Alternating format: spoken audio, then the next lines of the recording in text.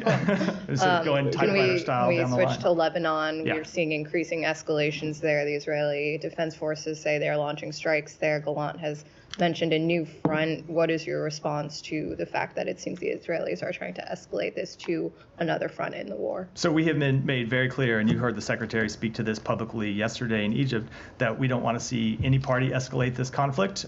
We think that the best way to solve the really very real security challenge that Israel faces is through a diplomatic resolution that would allow thousands of Israeli citizens to return home and allow thousands of Lebanese citizens to return home.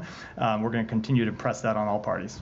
What have they shared with you about their plans for the Lebanon offensive? So I will keep those conversations between our two countries private. We consult with them about a range of security measures all the time, of course. But I will say, in our private diplomatic conversations, we have said what we said publicly to what we say publicly to you is the same thing we say privately to them, which is that we do think a diplomatic resolution is by far the best way to address the real security concerns that they have. And is that something they're still accepting?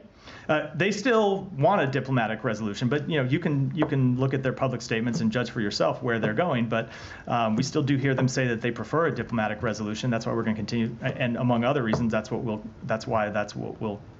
lost myself in my words. That is one of the reasons why that's what we will continue to push for. And then I'm curious, is the U.S. still prepared to back Israel if they are to escalate this on a northern front? So let me make one thing clear. We are committed to the defense of Israel against terrorist organizations. That includes Hamas, it includes Hezbollah, includes other Iranian proxies. We will continue to stand by Israel's right to defend itself. But we don't want to see any party escalate this conflict, period.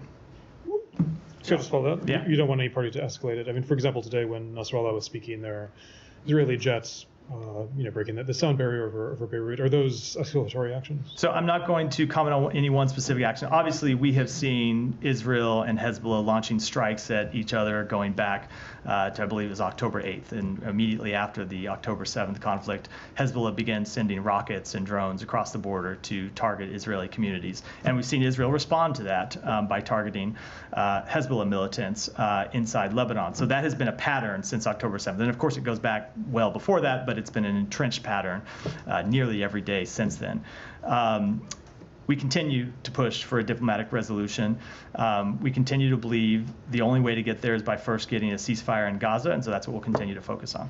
I mean, when just taking a step back, perhaps, when you're saying you want de-escalation, how dangerous is it right now in Lebanon? I mean, what we've seen in recent days, what's the level of concern? It continues to be a very dangerous situation. Now, look, that it has been a dangerous situation since October 7th.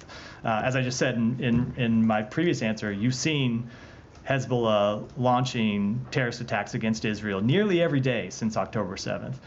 So it has been a dangerous situation, and the risk of escalation has been high, and there have been a number of points where the risk of escalation has been especially high, and that risk has receded, never gone away, but receded. And so we will continue to push to try to calm tensions, to try to urge all parties to de-escalate, and try to get to a place eventually where we can push for a diplomatic resolution. Just two more, if you don't mind. This, of course, happened. I think we've asked this before, but it's worth repeating. Amos Hochstein was there just recently. I realize he doesn't work at the State Department, but he is a U.S. envoy. What does this does this contradict at all the message he's trying to send about de-escalation, about having a diplomatic solution when this came right after his visit? So I will let every party speak for themselves. I will speak on behalf of the United States and say that, of course, we want all parties to de-escalate. We'll leave it at that. And just one final point. Again, about the nature of these explosions, the walkie-talkies, the pagers, were these legitimate targets? Obviously, Hezbollah people appear to be targeted, but they're also not just reports, but there are accounts of children being killed, for example.